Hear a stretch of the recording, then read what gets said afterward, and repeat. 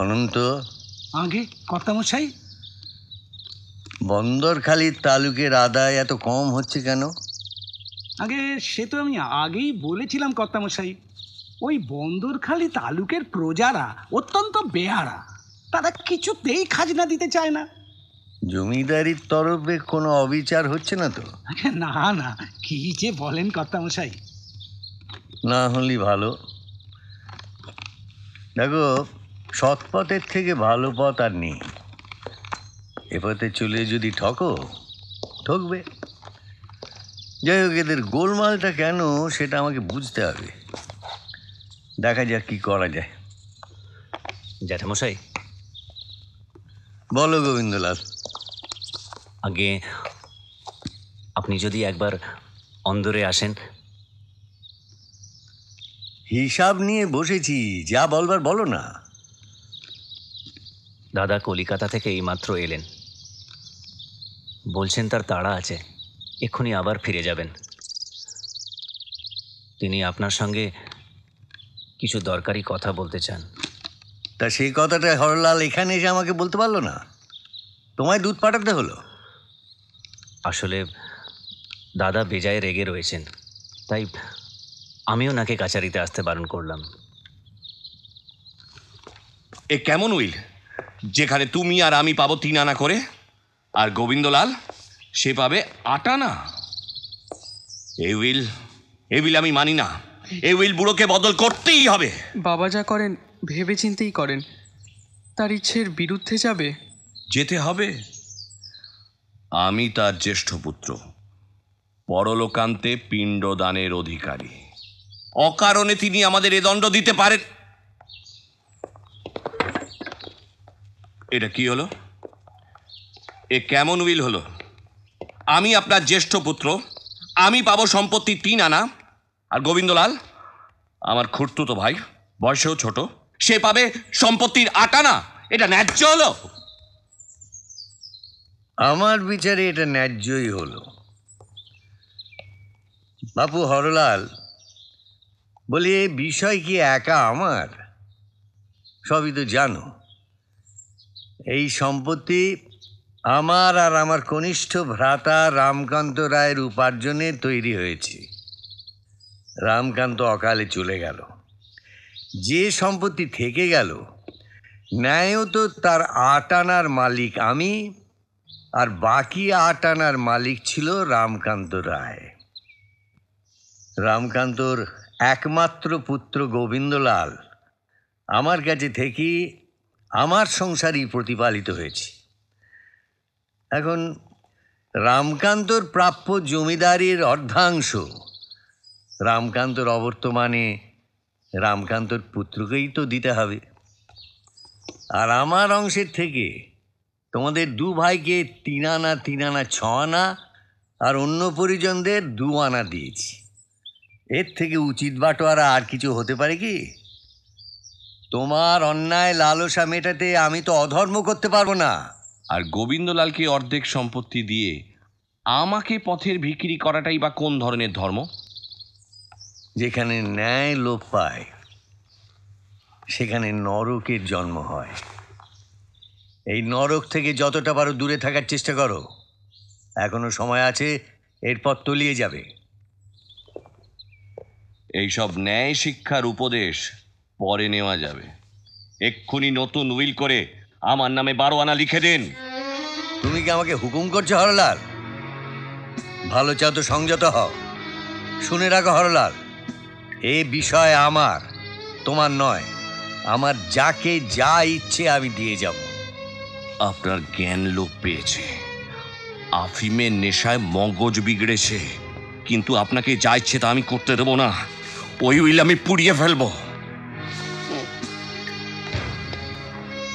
তোমাকে আর কষ্ট করে পোড়াতে হবে না। ওই উইল আমি নিজে জ্বালিয়ে ছাই করে দেব।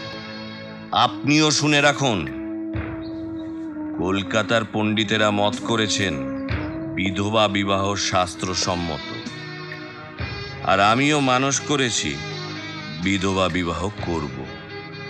আপনি যদি নতুন করে উইল লিখে আমার নামে অন্তত 8 আনা লিখে দেন, তবেই আমি সেই অভিলাষ ত্যাগ করতে পারি, নচেত নয়।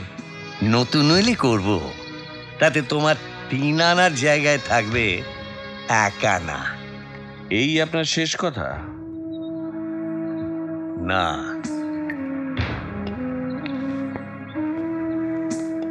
এটা আমার শেষ কথা নয়। ভাবছি তোমাকে ত্যায্য পুত্র বলে ভাববো কি না।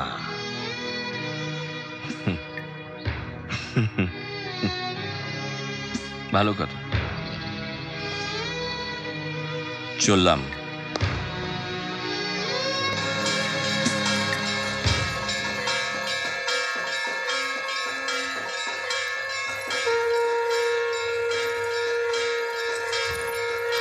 ও বৌমা, তুমি কি বড় ঠাকুরের ঘরে যাচ্ছ? হ্যাঁ মা। তুমি যাও, আমি দুধটা নিয়ে আসছি। আচ্ছা।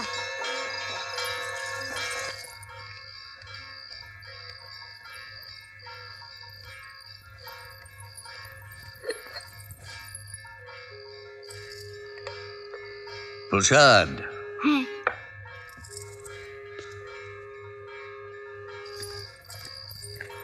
ধরো ধরো, দিন মা। এই না।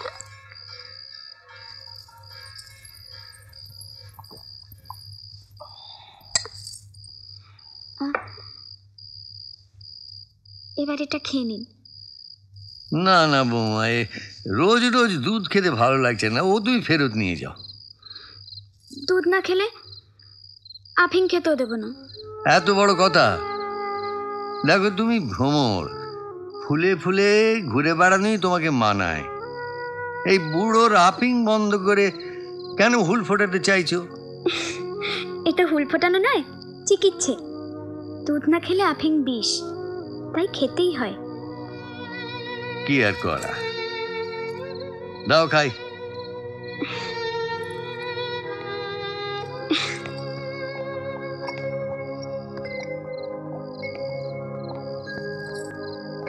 তুমি জিতলে বৌমা, আশীর্বাদ করি সবার কাছে এমনি জিতে যাও।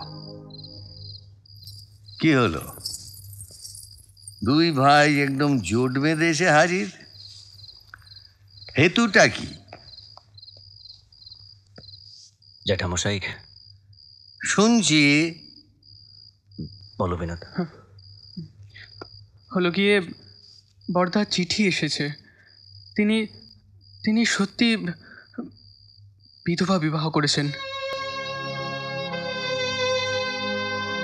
হরলাল চতুর, কৌশলী, এটা তার রটনাও হতে পারে। অবশ্য তার পক্ষে এ কাজ অসম্ভব নয়। যাই হোক, সে যা করবার করেছে, এবার আমার যা করবার তাই করতে হবে। ব্রহ্মানন্দ ঘোষকে একটা খবর দিও, কাল আহারাদির পর সে যেন আমার কাছে আসে।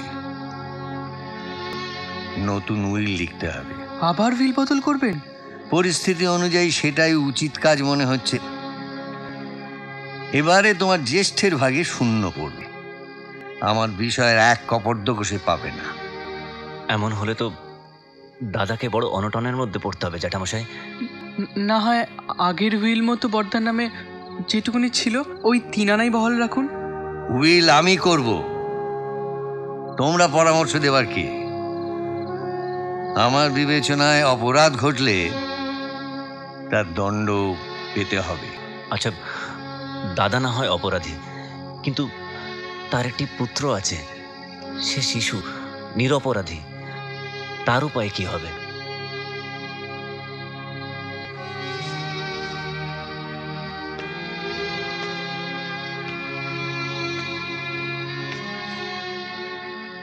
তাকে 1 পাই লিখে দেব। 1 পাই? 1 পাই বকরায় কি হবে? আমার বিষয়ের আয় 2 লক্ষ টাকা, তার 1 পাই বকরায় 3000 টাকার ওপর দাঁড়ায়। একজন গৃহস্থের গ্রাসাচ্ছাদন অনায়াসে তাতে হয়ে যেতে পারে। এর অধিক আমি হরলালের পুত্রকে দেব না। তোমরা এখন আসতে পারো।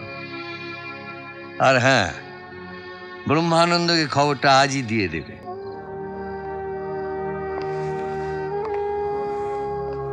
জ্যাঠামশাই, গোবিন্দলাল, এতদিনে তুমি নিশ্চয়ই বুঝেছ কোনো মতেই কৃষ্ণকান্ত রায়ের মতান্তর হয় না। এসো।